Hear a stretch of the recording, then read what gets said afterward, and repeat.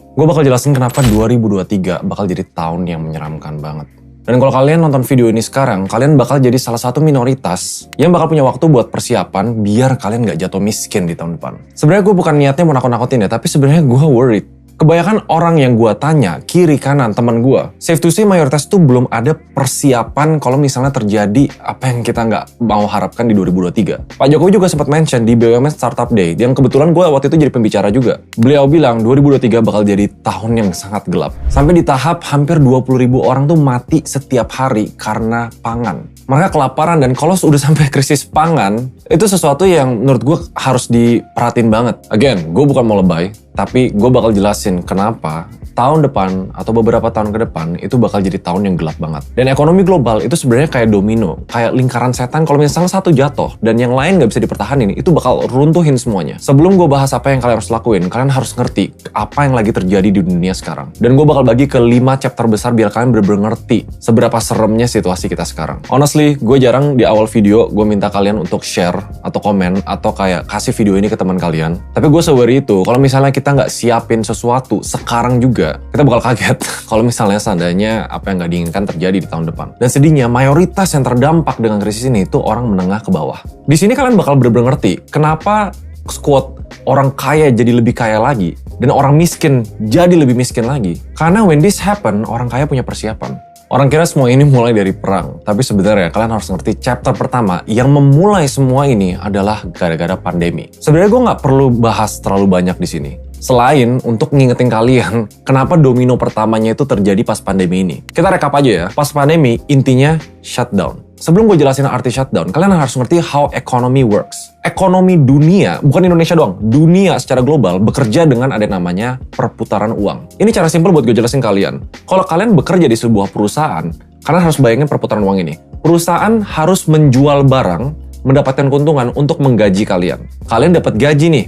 Kalian baru untuk pengeluaran lain. Pengeluaran lain apa? Untuk misalnya gadget, jalan-jalan, kehidupan, investasi, yang ujung-ujungnya uang harus muter ke bisnis lagi. Jadi perputaran yang luar biasa besar ini tiba-tiba di stop gara-gara pandemi. Bisnis nggak bisa dapat customer, kita nggak bisa keluar untuk spend uang kita. Kalau kalian ngira ekonomi itu sekedar, yang penting uangnya ada, terus nggak bakal crash, itu salah besar. Karena ekonomi itu bukan tentang berapa banyak uang, tapi seberapa banyak perputaran uang itu. Nah, banyak yang nggak ngerti ya. Dampak dari pandemi ini dan apa yang dilakuin sama Amerika pas pandemi ini terjadi, itu mungkin menjadi step 1 dari semua kegagalan ekonomi dunia ini. Sebenarnya bukan cuma Amerika doang yang ngelakuin ini, on a global level ya, mereka ngelakuin ini. Tapi Amerika yang paling disorot karena mereka paling jor-joran banget. Kalau kalian bisa tebak apa yang dilakuin sama mereka, we go to chapter 2. Step 1 yang dilakuin sama seluruh dunia pas pandemi happen. Kalau kalian ngerti konsep ekonomi tadi, negara mau uang berputar. So what did they do? Amerika print uang kayak orang gila. Mungkin ada yang ngerti ya, print uang sesimpel kalau misalnya kalian ya buka email, tiba-tiba dapat email, nih duit $200 gratis buat kalian. Itu duit dari mana? Fun fact-nya, Amerika ngeprint uang selama pandemi itu jauh lebih banyak dibanding apa yang mereka print selama berapa puluh tahun terakhir. Segila itu. Tujuannya apa? Tujuannya sebenarnya harusnya bagus. Niatnya mereka ngasih uang ke orang-orang yang terdampak pandemi ini. 1, memang biar mereka hidup. 2, biar mereka pakai uangnya untuk memutarkan ekonomi. Biar mereka tetap spending, biar mereka tetap invest, biar uangnya berputar. Makanya kita lihat ya, pas pandemi, everything shut down, memang the stock market crash like crazy. Tapi menurut gue yang aneh, stock market itu, kayak bursa saham, itu nggak berbanding lurus sama ekonomi. Kenapa mereka bisa recover secepat itu? Because the money is there. Tapi sebenarnya topik yang gue mau bahas yang jadi domino untuk beberapa chapter ke depan itu bukan stock market. Ya kalian bayangin aja kalau orang sehari-hari dapat duit gratis tanpa mereka harus ngapa-ngapain, mereka bakal make decision yang lebih nggak rasional untuk uang itu. Salah satu opsi yang mereka lakuin untuk spend money adalah invest di properti. Pasti kalian mikir, emang kenapa properti gitu? Ya aman-aman aja dong, atau gimana dong? Tapi kalau kalian lihat semua krisis ekonomi, salah satu yang paling besar krisis properti, housing crisis, di 2008 dan beberapa tahun sebelumnya, mungkin keputusan yang kesannya sepele, dikasih uang gratis investasi di properti, itu kayak, ya udah fine-fine aja, ternyata bisa jadi salah satu dampak yang ngeri banget. Oke, tapi gue nggak bakal bahas detail sekarang dulu di chapter ini, karena ada beberapa step yang gue harus bahas dulu biar kalian ngerti the full picture. Yang penting kalian tahu pandemi shutdown, printing money. Chapter 2, inflasi dan tightening. Apa dampak dari pandemi, apa dampak dari decision semua negara untuk print money? Basic konsep dari inflasi adalah peredaran uang terlalu banyak, Dan harga-harga semua naik. Di saat ini juga kalian nggak perlu gue sebutin semua inflation rate di dunia, termasuk di Indonesia, apa harga-harga yang naik, karena kalian sendiri pasti ngalamin. Dan mungkin ini belum puncaknya. Lebih dari 90% negara emerging, termasuk Indonesia ya, ngalamin inflasi pangan di atas 5%. Kalau udah sampai pangan itu kebutuhan wajib sama semua orang kan. Kalau kita ngomong inflasi yang lain, misalnya kayak inflasi yang bukan core, barang-barang yang wants kita, atau yang mungkin kita nggak terlalu butuh, ya oke, kita bisa ngikutin strategi. Tapi sebelum kita lebih dalam ke situasi sekarang, gue harus jelasin kenapa ini bisa terjadi di awal. With that much money di chapter 1, mereka print untuk berharap orang spend money. Sesimpel rumus ekonomi bikin semua harga naik. Yang harusnya jadi niat baik semua negara untuk ngasih uang ke warganya biar ekonomi muter, backfire, dan mereka sadarnya telat. Mereka baru sadar, damn, uangnya kebanyakan, gue harus ngapain? Gue harus tarik uang itu dari peredaran. Gue harus make sure harga-harga tuh nggak senaik itu. Ini makanya kalian sering baca di news yang namanya tightening, yang namanya naikin suku bunga. Dan itu part 2 dari chapter ini, yaitu tightening. Seluruh dunia, termasuk Indonesia, naikin yang namanya suku bunga. Surprisingly banyak nggak ngerti kenapa ini tuh impact ke inflasi kita. Teori simpelnya, kalau kalian naikin suku bunga, artinya bunga minimum dari bank yang harus disediain untuk pinjaman, mau untuk apapun itu, ya naik gitu loh. Harus ada alasan untuk orang lebih milih masukin aset mereka ke bank, ke aset-aset yang lebih pasif, dibanding mereka taruh uang mereka ke yang keluar. So itu basic konsepnya, naikin suku bunga bikin orang lebih nyimpen duit di bank dibanding mereka keluarin duit. Dengan harapan uang peredarannya makin berkurang, inflasinya bisa terjaga. Tapi ada sisi lain loh dari tightening dan naikin suku bunga ini. Kalian inget-inget ya yang gue ceritain di chapter 1 ya. Suku bunga ini dinaikin, dampaknya bukan cuma bikin orang mau pegang gitu, tapi ya pinjaman, KPR, dan yang lain-lain yang sifatnya cicilan, yang hutang. Itu semuanya ikut naik. Satu sisi bikin investor mau taruh di aset-aset itu, tapi orang-orang yang sifatnya meminjam itu juga kena dampaknya. Dan kenaikan suku bunga Amerika, Jerome Powell, the Fed ya, mereka bilang sendiri,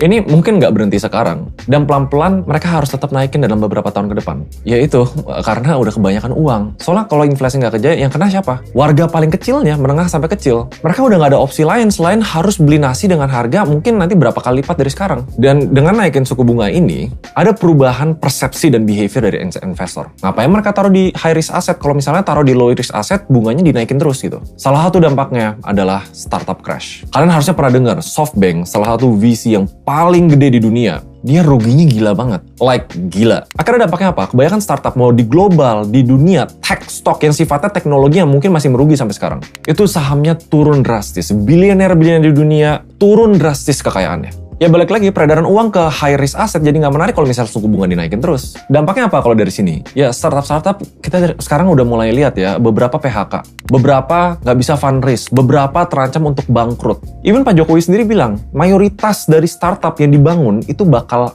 gagal. Dan duit bakal lebih susah, karena analoginya gini, VC invest di startup itu high risk asset.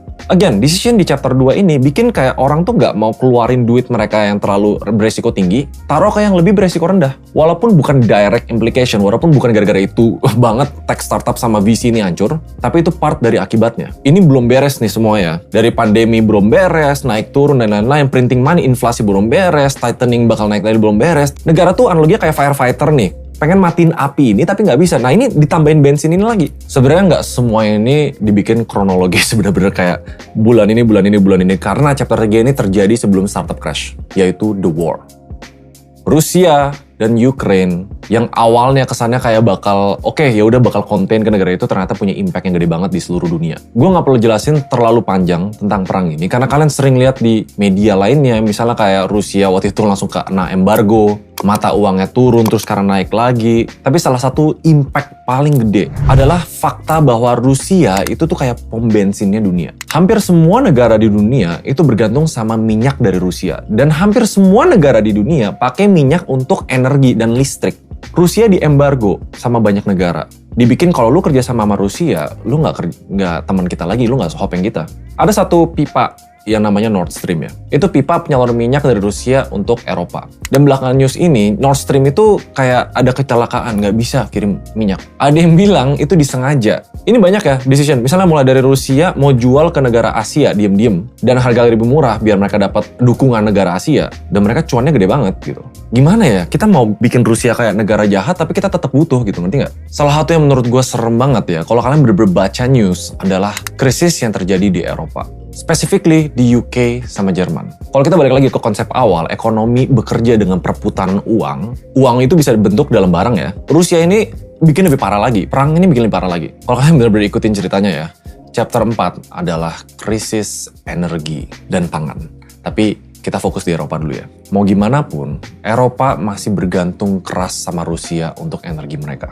Yang bikin serem banget, kalau kalian bener-bener baca news sekarang ya, krisis di sana itu nggak sesepele yang kalian kira. Kalau udah sampai kena efek pangan, ada sampai news orang susah makan, ada sampai news naik tagihan listrik yang luar biasa gede yang bikin mereka nggak bisa keluarin duit buat yang lain. Ditambah fakta di Eropa itu mereka lagi di musim autumn, yang bentar lagi musim winter. Energi itu dibutuhin banget, pemanas dan lain-lain. Jangan lupa ya, kalau kita misalnya ngebahas di satu chapter, itu tuh compounding dari chapter-chapter sebelumnya. Karena inflasinya belum beres, karena tighteningnya makin parah, pandemi juga belum beres, jadi anggap semua cerita yang ditambahin yang gue cerita dari awal sampai akhir, itu tuh kayak numpuk, bukan artinya udah beres terus selesai ke cerita lain. Krisis energi yang terjadi di Eropa, itu tuh masalahnya bakal berdampak ke hampir semua negara ya. Nggak ada negara di dunia ini yang kayak, oke, Eropa doang, Rusia doang, US doang gitu. Sesimpel kenapa kita bahas US dari awal, karena US itu ekonomi salah satu yang terkuat di dunia. Dan emerging country kayak di Asia, Indonesia, itu tuh selalu bakal ngikutin. Walaupun belum tentu dampak langsung.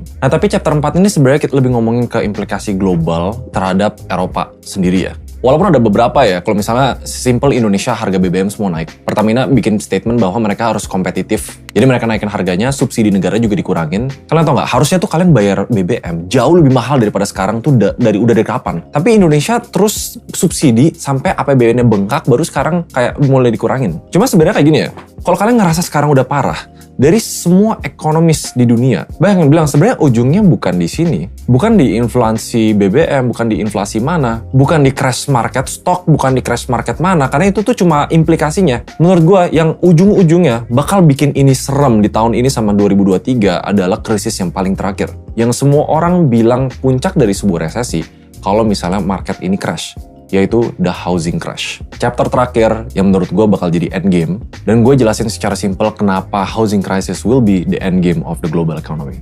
Kita nggak usah muluk-muluk ngomongin tentang prediksi masa depan, kita ngomongnya masa lalu dulu. Karena harus tahu kasusnya Evergrande. Dia itu salah satu real estate atau property developer terbesar di Cina. Bener-bener gede banget. Tapi mereka punya utang yang luar biasa gede juga, 300 miliar dolar utangnya. Ada yang bilang itu kayak skema Ponzi. Mereka tuh utangnya segede gitu dan mereka pakai uang investor baru buat nutupin investor lama, buat nutupin investor baru. Itu kan Ponzi kan sifatnya kayak gitu. Akhirnya di saat mereka collapse, penurunan dari penjualan properti di Cina itu tajam banget. Krisisnya tuh bukan cuma krisis properti ya. Banyak analis bilang ini namanya krisis confidence. Orang jadi nggak percaya lagi di properti. Dan kalau segede itu terjadi di Cina, mereka pusat dari segitu banyak manufacturing untuk seluruh dunia, impact-nya adalah confidence ke seluruh dunia. Sebelum gue lebih lanjut, gue jelasin kenapa housing itu puncaknya. Kalian pikir-pikir deh, apa aset investasi terbesar seumur hidup kalian atau seumur hidup mayoritas orang di dunia yang mereka willing untuk taruh uang mereka? Ya rumah, properti. Ada yang KPR sampai 20 tahun, ada yang sampai 30 tahun. It's gonna be the biggest investment of their life. Dan if the housing market crash, artinya orang nggak bisa membayar KPR misalnya. Harga turun drastis, bunga naik. Kasus di krisis 2008 sampai orang harus keluarin life saving mereka, keluarin kolateral mereka. Kolateral tuh analoginya kayak lu punya sesuatu yang bisa dijamin kalau misalnya nggak bisa membayar KPR. Orang kehilangan semuanya karena mereka memang itu hutang terbesar di dalam hidup mereka. Ingat nggak yang gue bilang di chapter 1, pas printing money gila-gilaan, salah satu aset spekulatif yang mereka invest adalah properti. Kenapa jadi spekulatif? Karena uang itu gratis. Kesannya kayak semua middle class dan lower class yang invest di properti, oh ya udah itu aman dan selanjutnya bakal aman terus. Tapi emang uang gratis itu selamanya? Emang selama mereka KPR 20 tahun, 30 tahun,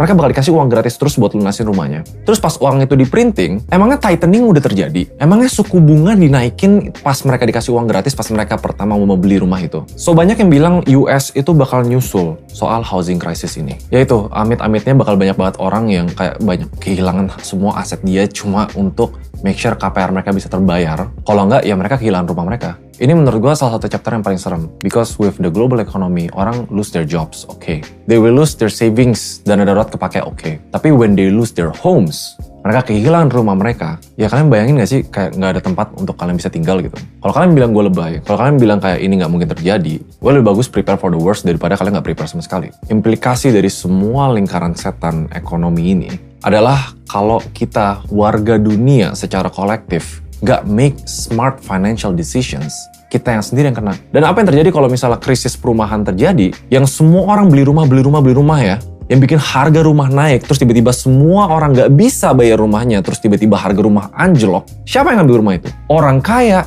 Kelas menengah sama kelas bawah bakal kehilangan segalanya, dibanding orang kaya tuh bakal lebih kaya lagi. Kenapa? Mereka bakal beli harga rumah itu dengan diskon. Mereka bakal beli semua aset-aset, mau saham, mau kripto, yang orang mau nggak mau harus cut loss demi hidup mereka. Dan orang kaya yang dapat diskonnya. So, ujung-ujung dari video yang menurut gue salah satu yang paling panjang yang pernah gue bikin adalah untuk sesimpel mungkin biar kalian ngerti kondisi global, nggak pakai cincong terlalu banyak data atau statistik, biar kalian ngerti konsepnya. Tujuannya satu, biar kalian bisa prepare. Biar kita kalau terjadi atau nggak terjadi, nggak bakal jadi miskin kalau misalnya semua ini crash. Dan gue salah satu yang lumayan worry banget di 2023, mungkin kalau domino terakhir jatuh, bisnis bakal semua kena.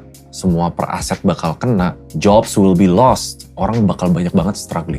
Untuk nge-wrap up video ini, dan posisi Indonesia di mana? Kalian yang nonton video ini pasti banyak kan tinggal di Indonesia. The very good news out of this sebenarnya Indonesia salah satu negara yang paling resilient dibanding negara lain. Kalian lihat mata uang dolar sekarang. Kesana kayak dolar naik banget, 15.300 per gue syuting video ini. Tapi kalau dibandingin sama negara lain, Indonesia salah satu yang paling resilient. Naikin suku bunga, gue juga kaget naik gitu, tapi naiknya nggak gede-gede banget. Inflasi, core inflation, dan pertumbuhan ekonomi, Indonesia salah satu yang kuat. Tapi jangan jadiin kayak, oh Indonesia nggak bakal kena. Alasan untuk kalian, ya udah deh, gue nggak usah siapin dana darurat. Ya udah, gue nggak usah kayak hemat-hemat. Gue nggak usah jaga-jaga punya side hustle. Itu menurut gue bakal jadi kesalahan terbesar di hidup kalian. Ada pepatah, mendingan lu latihan mati-matian siap-siap jadi warrior yang ujung-ujungnya di tengah garden, dibanding lu jadi gardener di tengah-tengah perang. Awalnya gue mau kasih kayak tips apa yang harus gue lakuin di video ini. Dan titik terangnya bukan cuma defense, bukan cuma gimana cara nggak miskin, tapi gimana cara jadi kaya di 2023. Biar lebih concise isinya, biar lebih banyak materi yang bisa dibawain, kayaknya gue bakal decide untuk bikin di video selanjutnya.